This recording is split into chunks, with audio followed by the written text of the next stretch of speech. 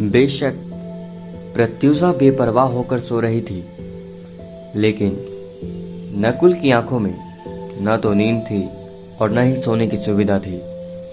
दूसरी बात, प्रत्युषा के शरीर पर सोने के गहने थे जिन पर किसी की भी नजर जा सकती थी और कोई दुर्घटना हो सकती थी। चोर लुटेरे तो कदम कदम पर हैं, क्या पता कौन कहां पर घात लगाए हों, अनजाने और अनचाहे रूप में ही सही। लेकिन अब प्रत्युषा की जिम्मेदारी उसके ऊपर थी। वो ऐसे किसी लड़की को बेसहारा छोड़कर उसे खतरे में नहीं डाल सकता था। लेकिन अब वो क्या करेगा, कहां जाएगा, यही सवाल उसके मथ रहा था। उसका खुद तो कुछ अभी ठिकाना नहीं, वो कहां जाएगा, और जब उसका ठिकाना नहीं है तो वो इस लड़की को अपने साथ लेकर कहां घूमेगा। कोई बात उसकी समझ में नहीं, बल्कि उसका सिर दर्द करने लगा तो उसने अपनी आंखें बंद कर ली। पत्रिका को पढ़ने का बहाना करती हुई मानसी उसकी चेहरे की एक एक भाव भंगिमा को बड़े ध्यान से देख रही थी और मन में सोच रही थी, इतना मासूम लड़का है ये कि थोड़ी सी ही देर में उसने अपनी सारी बातें मानसी को बता डाली। अब इनकी क्या चिंता है ये भी मुझे मालूम है। अगर मैं इन दोनों को जाने दूं तो पता नहीं ये दोनों इस जालिम दुनिया के किन कुचर्रों में फंस कर रह जाएंगे और जिंदगी इन्हें न जाने किस मोड़ पर ले जाएगी। कुछ कहा नहीं जा सकता, लेकिन किया भी क्या जा सकता है। मैं ठहरी अनजान, हमदर्दी जताने के अलावा मैं इनके लिए कर भी क्या सकती हूँ। लेकिन मैं उनके लिए इतना सोच क्यों रही हूँ, इसका कारण मुझे समझ में नहीं आता। ऐसे तो बहुत से लोग सफर में मिल जाते हैं और चले जाते हैं, उनके बारे में कोई ऐसे थोड़ी ना सोचता है। ट्रेन के हल्के हल्के हिचकोले और नींद के गहराते झोंके मानसी को भी अपनी गिफ्ट में लेकर सुलाने लगे। वो भी आंखें बंद कर नकुल के बैग से टिककर अधलेटी सी हो और सो गई। अकेला नकुल ही मुस्तैदी से बैठा रहा। जब उसे नींद आने लगी तो उसने पानी से अपना मुंह धोया, जिससे नींद दूर भाग गई। उसने मानसी की मैगजीन उठाई और पढ़ने लगा। उसमें भी जब मन नहीं लगा तो उसे रखकर अपने घर के बारे में सोचने लगा। इस समय उसकी माँ क्या कर रही होगी, सो गई होगी या फिर उसके डैडी क्या कर रहे होंगे, वे भी सो ही रहे होंगे।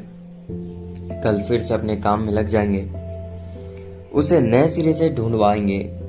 हो सकता है कि पुलिस में भी रिपोर्ट दर्ज करवा दें। आखिरकार उन्हें मेरी जरूरत जो है। इस समय वो फ्री माइंड था। उसका मन अपने बचपन की गलियों में भटकने लगा।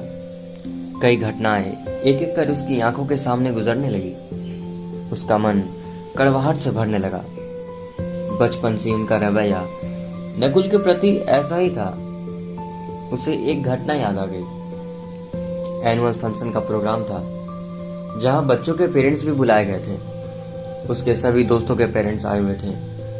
नकुल के डैडी को ज्यादा मुंह नहीं लगाते थे, लेकिन एनुअल फंक्शन के लिए नकुल ने डैडी को बहुत मनाया था।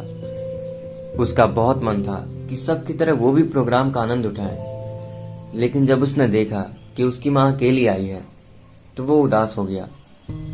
इतनी जिद उनसे इसलिए थी कि उसको कई प्राइज मिले थे। वो अपने डैडी को दिखाना चाहता था कि वो होशियार बच्चा है, क्योंकि उसके डैडी कभी उसको होशियार मानते ही नहीं थे। हमेशा बस उसको डांटते फटकारते रहते थे। जितना ही वो उसको डांटते उतनी ही नकुल की जिद बढ़ती जाती। अपने आप को सिद्ध करने का, अपने आप को जीत कर दिखाना है। उस जिद ने उसे अपने क्लास का सबसे टैलेंटेड बच्चा बना दिया था। वो टॉप पोजीशन पर था, लेकिन उसे दुख इसी बात का था कि उसके टैलेंट को डैडी देखते तक नहीं। शायद वो जानबूझकर नहीं देखना चाहते थे। ऐसा नकुल को उस दिन लगा जब थोड़े ही दिनों के बाद छोटा भाई वेदांश का स्कूल प्रोग्राम था।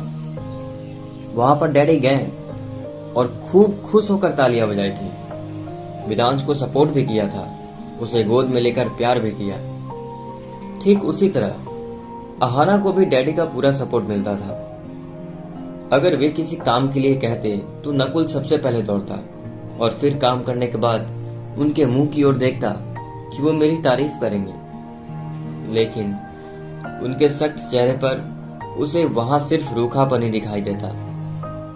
उनके चेहरे की बेरुखी चाह कर भी कभी भी नकुल के लिए नरमी नहीं बन पाई, चाहे उसका कारण कुछ भी रहा हो। लेकिन नन्हे नकुल के मन में एक हीन भावना घर कर गई कि वो डैडी के लिए एक बोझ है, बस इसके अलावा और कुछ भी नहीं।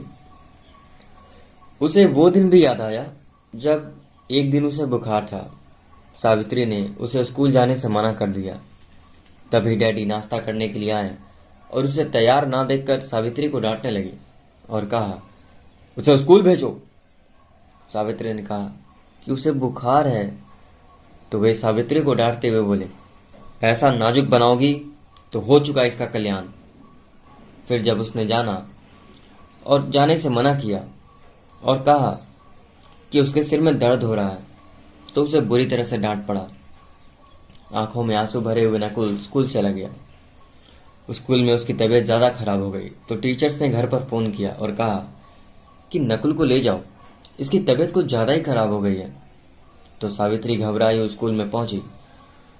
उसने बड़ी उम्मीद से देखा कि डैडी भी आए होंगे, लेकिन डैडी नहीं आए थे। सावित्री ने उसको हॉस्पिटल में एडमिट करवाया। अपने साथियों के माँ बाप को जब वो देखता है कि क्यों उनके डैडी उनको कितना प्यार करते हैं, तो उसका मन कई अनजानी हसरतों से भर जाता है और उसके मन में बहुत तकलीफ होती है। धीरे धीरे उसकी यही तकलीफ कुठाकर रूप धरती गई और पढ़ाई से उसका मन हटने लगा। अब वो हमेशा एकांत की ओर भागता रहता। उसे बेजान चीजें ज्यादा आकर्षित करती। वो कहीं घूमने जाता तो घर आने की उसकी इच्छा ही नहीं होती। जैसे जैसे बड़ा होता गया, डैडी ने उसे बिजनेस के काम को सिखाने के लिए अपने मैनेजर को उसके साथ लगा दिया। अब वो और भी बोर होने लगा। अपनी फैक्ट्री में होते काम को जब उसने देखा तो उसे अपने उस काम से ही नफरत हो गई। उसका मन अपने घर में बिल्कुल नहीं लगता था। लेकिन उसकी माँ उसको बहुत प्यार करती थी। इसे नकुल की मजबूरी थी, वरना वैसे घर में कोई नहीं रहना चाहता था, जहां उसे कदम कदम पर एहसास दिलाया जाता है कि वो अपने डैडी के टुकड़ों पर पलने वाला एक कुत्ता है। नकुल खुद ही अपने पैरों पर खड़ा होना चाहता था, लेकिन अपने डैडी की छत्र छाया से दूर, जहां सबको मालूम पड़े कि उसका अपना भी एक अस्तित्व है। अब उसने मन पक्का कर लिया कि वो उस नरक की दीवारों को लांघ आया है। अब निकल आया है तो वापस वो लौट कर नहीं जाएगा, चाहे कुछ भी हो जाए। पता नहीं वो कब तक ख्यालों में खोया रहा है। उसने टाइम देखा तो 6 बज रहे थे। सुबह हो गई थी। उसने टाइम देखा, बस थोड़ी देर में देहरादून आने वाला था। मानसी भी जग गई थी। उसने प्रत्यूषा को भी जगा दिया। अब आगे क्या होगा, ये जानने के लिए हमारे साथ बने रहिए कहानी के अगले भाग में। धन्यवाद।